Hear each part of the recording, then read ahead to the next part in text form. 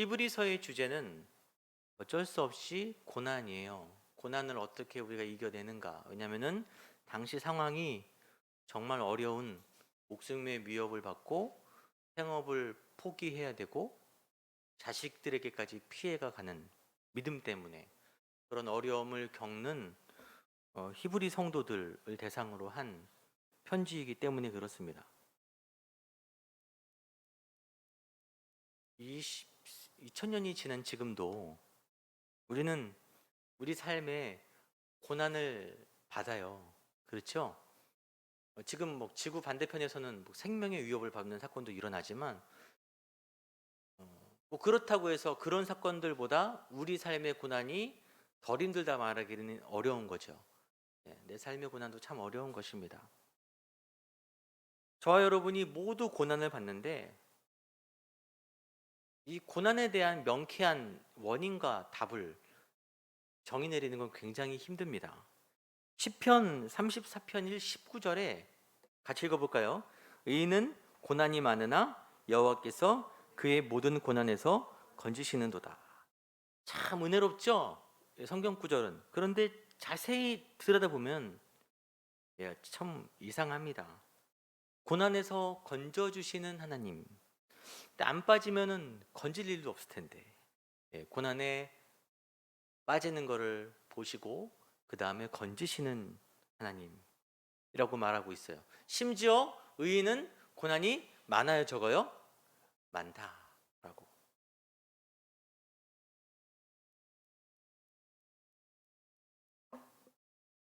우리가 야베스의 기도를 좋아하죠. 환난을 벗어나 근심이 없게 하옵소서 기도했더니 하나님이 그 말씀을 들으셨더라. 우리는 다 그 말씀을 좋아하지만 사실 굉장히 특별한 경우이고 우리 삶에 하나님께서 고난을 주십니다. 왜 우리가 이 고난을 받아야 되냐라고 명확하게 말씀드리기 어렵고, 그리고 각자의 상황과 하나님의 이끄시는 방향이 다르기 때문에 어떤 고난에 대한 동일한 정의를 내리기도 어려워요. 나에게는 좀 맞는데 다른 사람에게는 안 맞는 경우도 있습니다. 하지만 원론적으로 말씀드리면 고난은 죄로 말미암아 발생했습니다. 근데 이게 여러분이 어떤 잘못을 했기 때문에 여러분이 고난을 받고 있다라는 그 말이 아니에요. 거시적인 의미로 인류가 죄를 지음으로 고난을 발생시켰어요. 하나님이 창조하신 에덴 동산에는 원래 천국의 원형이죠. 고난이 없었어요. 슬픔도 없고.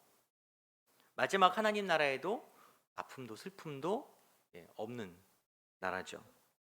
그런 아담과 하하가 범죄함으로써 더 이상 그곳에 머물 수 없게 된 거예요.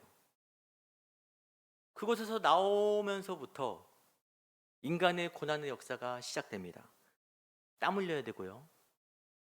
병들고 시기하고 착취하고 빼앗고 죽이고 이런 죄악된 세상에 노출되면서 우리는 고난을 당해요. 예수를 믿은 후에 새 사람이 되었지만 하나님 나라 들어가는 순간까지 우리는 이 죄로 물든 세상에서 이 모든 것들을 견뎌내야 돼요. 지나가야 합니다. 히브리 기자는 이런 우리의 삶을 경주라고 표현하고 있어요. 우리 앞에 당한 경주를 하며. 근데 좀 이상하죠, 말이? 당한 경주래요. 당하다라는 말을 쓸 때 언제 사용하죠? 사기를 당하다 이렇게 쓰잖아요. 근데 경주를 당하는 거예요. 경주는 당하는 것이 아니라 내가 참가하는 건데, 공동 번역은 이것을 달려야 할 길이라고 합니다. 달려야 할 길. 그러니까 결론은 피할 수 없는 거예요. 고난은 피할 수 있습니까? 없습니까? 없어요. 고난은 피할 수 없습니다. 세상 말로는 피할 수 없으면 즐겨라라고 하지만 물론 즐기라고 말씀드리는 건 아니에요. 어떻게 고난을 우리가 즐기겠습니까? 말이 그런 거죠. 얼마나 힘들면은 즐기는 마음으로라도 해봐라 그 말이죠. 오늘 본문은 이런 인생의 험난한 경주를 어떻게 우리가 끝까지 갈 수 있을까에 대한 고민을 함께 답을 이야기하고 있습니다. 여러분 히브리서 12장 이야기는 11장의 이야기의 연장선상에 있는 거예요. 11장에서 우리가 믿음의 선진들에 대해서 나눴죠. 굉장히 많은 사람이 등장합니다. 물론 너무 많아서 우리가 아브라함까지밖에 못 다뤘어요. 아브라함 이후로 모세, 요셉 다 등장하지만 거기까지만 나눴죠. 자, 그런데 11장에 구약에 있는 믿음의 선조들에 대한 이야기를 했단 말이에요.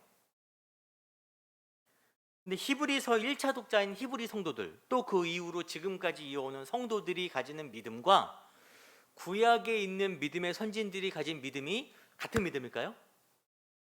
같은 믿음이에요? 믿음이라고 말하지만 같은 믿음이 아니라는 거죠. 고난은 비슷합니다. 인간사가 비슷하니까. 하지만 믿음은 달라요. 히브리서 초반에 정말 이야기를 많이 했는데 구약의 믿음과 신약의 믿음 중 어느 것이 더 우월합니까? 신약의 믿음이 더 우월해요.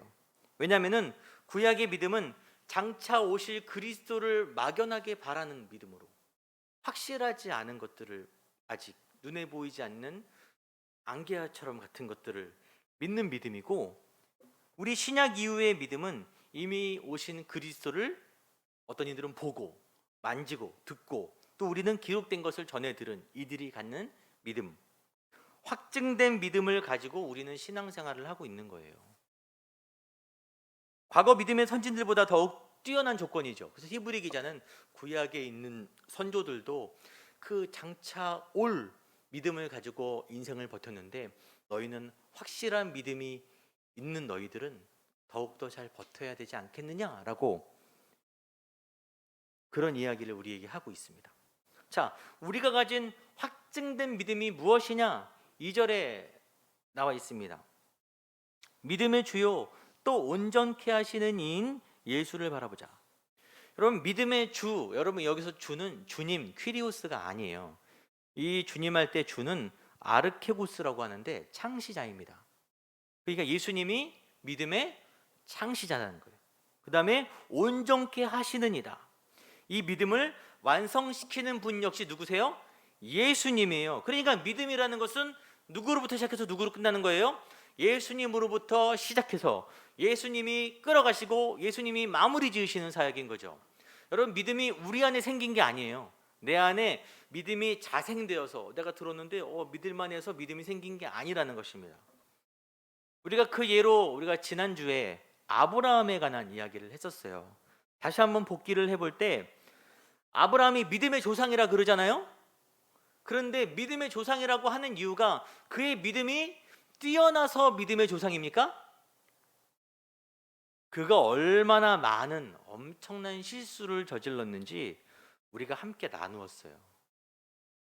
다른 이에게 아내를 넘겨준 게 몇 번입니까? 여러분, 성경이 사람의 인생을 다 기록하진 않는단 말이에요. 대표적인 것만 기록한단 말이에요. 대표적인 걸 그렇게 기록했는데 기록되지 않은 건 얼마나 많겠습니까? 그의 삶이 얼마나 엉망이었어요.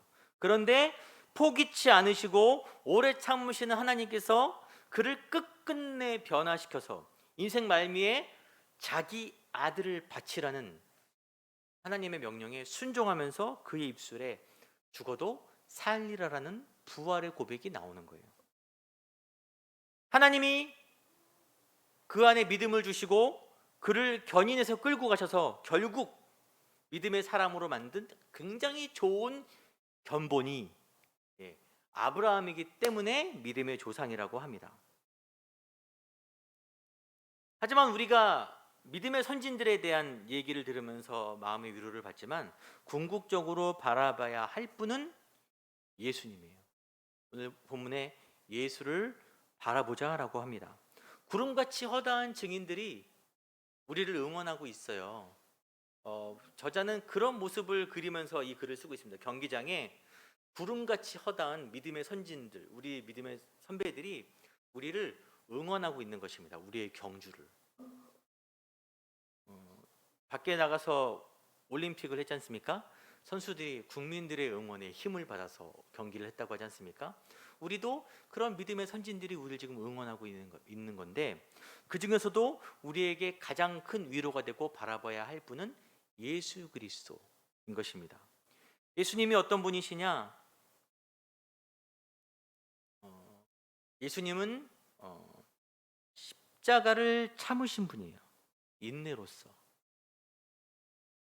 여러분, 이것이 굉장한 의미를 가지고 있는데, 왜냐하면 예수님은 고난을 인내하실 필요가, 고난을 당하실 필요가 없어요. 예수님의 고난은 전혀 당연하지 않습니다. 왜냐하면 죄가 없으시기 때문이에요.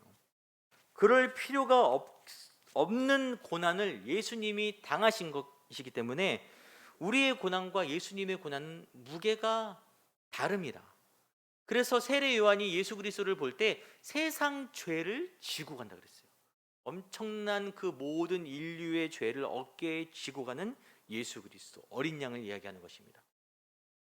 예수님은 십자가를 참으셨고 게다가 부끄러움을 개의치 아니하셨어요. 이 부끄러움을 말할 때 십자가를 의미하는 것입니다. 여러분, 십자가는 고통의 상징 아니겠습니까? 근데 왜 부끄러움이라 그러냐면, 십자가가 당시 개발된 가장 큰 고통의 형벌인 건 알고 계시죠? 그런데 고통의 형벌만이 아니라 가장 치욕스러운 형벌인 거예요. 치욕스러운. 벌거벗겨져서 서서히 죽을 때까지 사람들에게 구경거리가, 창조주가 피조물들에게 구경거리가 되는 것입니다. 여러분, 지위가 높을수록 명예가 중요해요. 판관 포청천이죠. 발음이 안 되네요. 포청천 보셨죠? 옛날에 굉장히 유명한 드라마였습니다. 못 들어본 분들은 세대가 차이가 나기 때문에 어쩔 수 없고, 굉장히 유명한 에피소드가 있어요. 왕족, 아주 높은 귀족인데 귀족을 처형할 때는 용작두로 처형해야 되는 거예요. 그래서 그 사람이, 범죄자가 나를 용작두에 죽여다오, 죽는 건 상관없는데 내가 명예롭게 죽고 싶다 하는데 포청천이 계작두를 대령하라. 그 사람이 자기가 죽는 것보다 계작두에 죽는 게 더 큰 타격을 받는 거예요. 용작두에 죽여다오, 계작두를 데려가라. 굉장히 저에겐 인상 깊었던 에피소드입니다. 가장 높으신 분이 가장 잔인하고 가장 고통스럽고 가장 치욕스러운 형벌을 당하신 거예요. 그럴 필요가 없으셨는데, 얼마나 심했으면은 로마는 자국민들에게는 십자가 형벌을 주지 않습니다. 절대 로마 사람에게는 십자가 형벌을 주지 않아요. 얼마나 잔인한 벌이었으면. 그럼 예수님이 왜 이런 치욕스러운 죽음을 감당하셨냐? 보면은 앞에 있는 기쁨을 위해서. 기쁨을 위해서. 무슨 기쁨입니까? 자신의 몸을 들어 열어주신 길을 통해서 생명으로 나아갈 구원받은 저와 여러분을 위해서 예수님의 마음이 기쁜 거예요. 그 기쁨 때문에 십자가를 참으시고 부끄러움을 감당하시는 거예요. 이게 너무 놀라운 이야기인데, 이게 우리가 믿는다고 하지만 사실 이해는 안 되는 거예요. 저 여러분이 이것을 이해한다라고 하면은 거짓말입니다. 이해가 안 되죠. 입장이 안 됐기 때문에. 예수님의 입장이. 우리가 사랑도 어느 정도 격이 맞는 존재들끼리 사랑을 하는 거예요. 근데 하나님과 우리는 격이 너무 다른 존재인 거예요. 평생을 가도 우리가 이해할 수는 없지만, 다만 그런 이해할 수 없는 사랑으로 나 같은 사람을 끌어주시고 품어주시고 날 위해 죽으신 것이 감사할 뿐인 거죠. 그래서 찬송가도 그 크신 하나님의 사랑, 하늘을 두루마리 삼고 바다를 먹물 삼아도 기록하지 못한다는 말이 그런 말인 것입니다. 여러분, 그래서 히브리 기자가 얘기하고 있는 믿음의 경주라는 것은 남보다 더 빨리, 남보다 더 멀리 가는 경주, 경쟁의 경주가 아니라 그리스도를 닮아가는 경주입니다. 예수 그리스도의 성품을 닮아가는 경주예요. 우리 예수를 믿기 시작한 사람들은 모두 이 경주를 할 수밖에 없는 사람들인 것입니다. 구원받았기 때문에 예수를 바라보는 경주를 당해야 되는 거예요. 본문 1절에 이 경주를 감당해야 되는 사람들의 가져야 될 태도가 나와 있는데 다시 한번 1절 보겠습니다. 첫 번째는 모든 무거운 것을 벗어버리는 거예요. 이 모든 무거운 것은 불필요한 옷, 우리를 불편하게 하는 모든 것을 이야기합니다.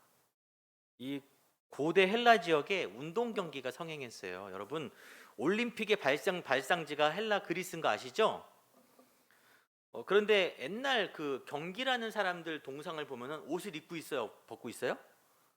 벗고 있어요. 그당 옛날이니까 벗었나? 그게 아니라 왜 벗었냐면은 특히 달리기 선수 같은 육상 선수들 같은 경우는 공기의 저항을 최소화시키기 위해서 살도 쫙 빼고 옷도 다 벗고 경기를 했어요. 하나라도 걸치지 않고. 그래서 당시에 운동 선수들이 다 남자 선수들이었기 때문에 경기장에 여성은 못 들어갔습니다. 벗고 뛰니까. 남성들만 봐서 경기를 봤다 그래요. 지금도 선수들 유니폼을 만들 때 몸에 딱 붙는 공기 저항을 최소화하는 옷을 과학적으로 개발하지 않습니까? 제가 군대에 갔을 때, 여러분 입대를 할 때 이렇게 사람들이 시계를 차고 입대를 합니다. 왜냐면 시계를 봐야 되니까. 제가 미련하게 가벼운 전자시계를 이렇게 사서 앞에 팔거든요. 입소할 때 차야 되는데 집에 있는 그 스댕 같은 느낌 있잖아요. 스댕이라고 말해도 되나 제가? 무거운 시계를 차고 입대를 한 거예요. 바보같이. 평소에는 잘 모르는데 훈련을 1시간 하고 2시간 하고 3시간 할 때 몸이 지치면은 이 시계가 평소에는 느껴지지 않았는데 무게가 어마어마한 거예요. 이 시계만 내가 없었어도, 시계는 봐야 되고 훈련소에서 이 시계만 없었어도 내가 하는데 이게 너무너무 무거웠던 기억이 나요. 그래서 자대 가서 바로 바꿔버렸습니다. 우리 신앙생활 가운데 너무 무거운 군더더기 짐들이 마구 붙어 있는 거예요. 제가 어렸을 때만 해도 교회가 제일 재밌었어요. 교회에서 무언가 배우고 사람들을 만나는 게 참 좋았습니다. 제가 어릴 때 기억에 그 인형탈을 쓰고 전도사님이 그 학교 앞에서 무슨 이상한 나팔 같은 걸 보면서 뿌뿌 하면은 한 100명 정도가 어린애들이 학교에서 나오다가 자연스럽게 그 뒤를 따라 줄을 서서 이렇게 따라 교회로 들어갔어요. 그럼 바로 성경학교 온 거예요. 그렇게. 요즘 큰일 나죠, 그러면. 그럴 수도 없고. 왜냐하면 그 당시에는 그게 너무 좋으니까, 교회가 좋았으니까. 그런데 시간이 갈수록 교회보다 더 좋은 게 많아졌어요. 너무 많아졌어요. 그것들을 쫓아가느라 바빠서 믿음에서 멀어지는 경우가 참 많이 있습니다. 우리가 주 5일 근무제를 처음에 했을 때 고민했던 것들도 있어요. 그 사역자들이. 왜냐하면 레저가 너무 발달하면 사람들이 레저의 마음을 뺏기지 않을까라는. 실제로 브라질에 가면 선교사님들이 축구를 죄라고 얘기합니다.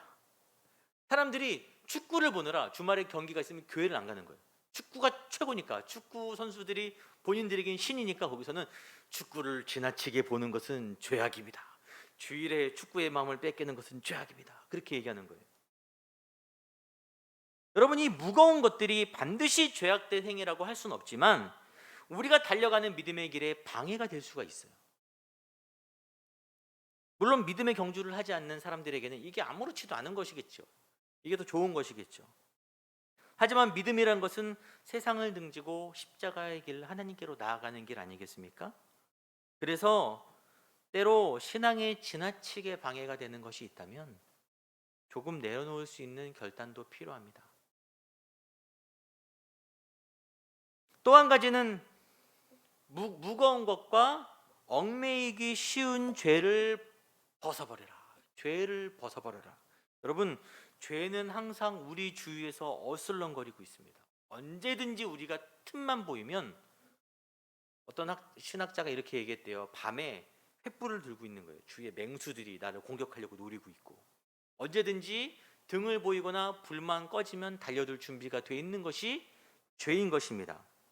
하나님께서 가인이 너무 분한 마음을 품고 있는 것을 걱정하시고 이렇게 말씀하셨어요. 이게 아니죠. 죄가 너를 원하나 너는 죄를 다스릴지라. 아벨의 제사만 받고 내 제사는 왜 안 받아주시는 거야? 하나님도 밉고 아벨도 미운 거예요.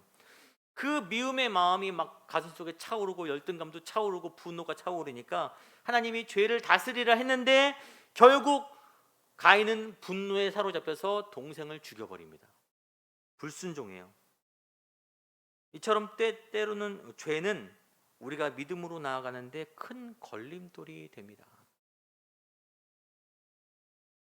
여러분, 이것은 누가 어떤 사람이 어느 죄에 약한지는 여러분이 스스로 가장 잘 아실 거예요. 탐심, 교만, 성적 욕망, 험담, 부정직 등 우리를 사로잡고 놓아주지 않는 죄를 벗어버리지 않으면 우리는 경주에 힘차게 달려갈 수 없는 것입니다. 고꾸라지게 돼 있어요.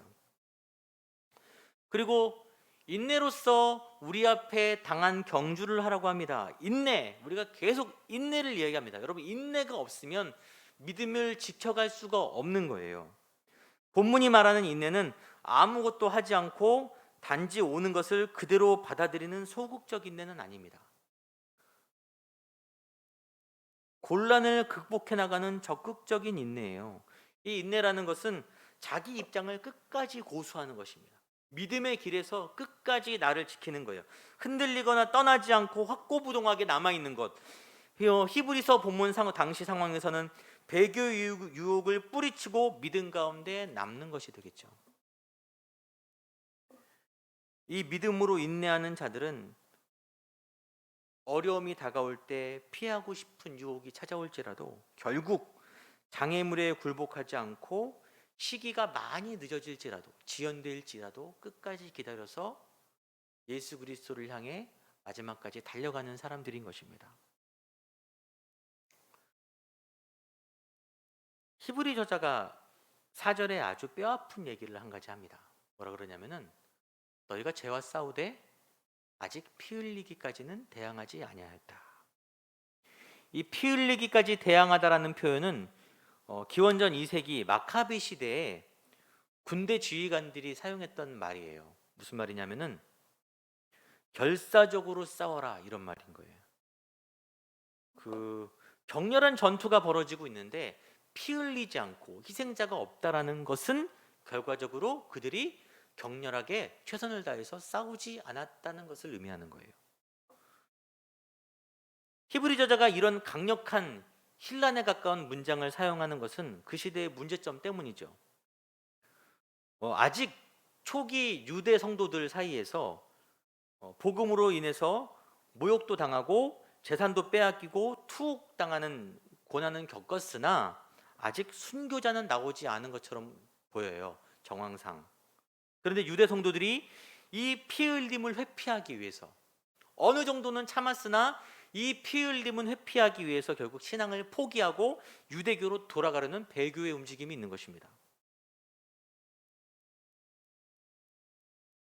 그런 상황 가운데 히브리 저자가 강력하게 얘기하는 거예요. 너희는 그리스도의 피 흘림을 왜 기억하지 않냐? 왜 너희는 죄와 싸우기는 하는데 피 흘리는 것은 피하느냐라고 말하는 것입니다. 물론 이 1세기 초대교회의 비장함을 21세기에 우리에게 그대로 적용하는 것은 무리가 있죠. 왜냐하면 시대적 환경의 갭이 너무 커요. 그러나 이 메시지는 분명 지금의 우리에게도 동일한 권면을 하고 있어요. 왜냐하면 저희 나라는 생명의 위협이 없는 평화로운 나라죠. 그런 시대에 살고 있지만 영원히 살고 죽는 보이지 않는 치열한 영적 전투는 그때나 지금이나 눈에 보이는 피가 없을 뿐이지 치열한 전투는 지금이나 그때나 동일하게 사단이 사람들을 사망으로 끌고 가기 위해서, 성령이 믿는 자들을 믿음으로 이끌어가기 위해서 싸우는 전투는 지금도 치열하게 벌어지고 있는 것입니다. 우리 마지막으로 라오디게 얘기를 좀 하려고 그래요. 라오디게 교회가 요한계시록에서 등장하는데 미적지근한 신앙의 태도로 책망을 받았습니다. 이 라오디게아 지역이 어떤 지역이냐면은 교통의 요충지예요. 모직산업과 금융업과 의학이 발달한 부유한 도시입니다. 게다가 이 지역은 로마의 핍박이 크지 않아요. 그래서 교회에 대한 간섭도 별로 없었습니다. 교회가 순조롭게 성장했어요. 부유해지고 핍박은 없고.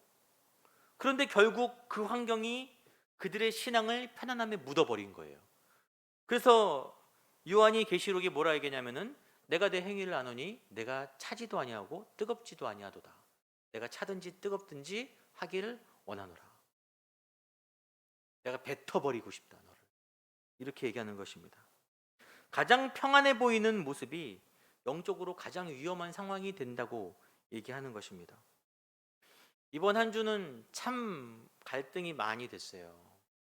이 거리두기가 연장이 됐고 계속 길어지고 있고, 이 코로나라는 질병이 가진 특성이 교회와 상극 아니겠습니까? 교회가 해야 되는 가장 기본적인 것을 하지 말라고 하는 상황이죠. 근데 방역을 위해서 우리가 자제해야 되는 것은 사실이에요. 사실이나 그렇다고 우리 믿음이 미지근해지는 것을 방치하는 정당성을 부여할 수는 없는 것입니다. 모습은 다를 수 있죠. 모습은 꼭 나오지 않아도 되고 꼭 함께 뭘 하지 않아도 되지만, 그렇다고 해도 우리 믿음이 뒤로 처지는 것을 방치하면 안 되는 것입니다. 굉장히 위험한 상황인 거예요. 고민을 많이 하다가 9월 달부터는 그래서 예배를 2번 드리자고 하는 결정을 지금 거의 다 내렸어요. 왜냐하면 저희가 20명이 좀 안 되는 교회 정도 되는 교회고 방역 지침이 10명까지 예배를 드릴 수 있는 상황이기 때문에, 또 그리고 성도님들이 문의를 해오세요. 예배를 드리고 싶은데 언제까지 이어지냐라고 문의를 해오시기 때문에, 물론 온라인 예배도 열어놓습니다. 형식이 중요한 게 아니라 그랬잖아요. 어디서 드리든 간에 회복이 중요한데, 예배를 2가지를 만들어서 오시고 싶으신 분들이 그래도 와서 예배 드릴 수 있도록 길을 열어놓고자 합니다. 물론 제가 말씀드렸죠. 어디서 예배 드리는지는 중요하지 않은 거예요. 중요한 것은 우리의 삶 속에서 이 경주를 끝까지 감당할 힘을 공급받는 것입니다. 이 공급받는 것은 예수 그리스도를 바라보는 것만으로 우리가 얻을 수 있는 것입니다. 혹시나 여러분이 내 앞에 놓인 경주를 계속할 힘이 스스로에게 남아있지 않다라고 여기신다면, 쓰러지지 않기 위해서 예수님이 나를 위해 감당하셔야 했던 그 인내의 경주를 다시 떠올리시기 바랍니다. 여러분, 주저앉은 그 자리에서 다시 일어나서 예수를 바라보고 이 경주를 끝까지 저희와 함께 해주시기를 소망합니다.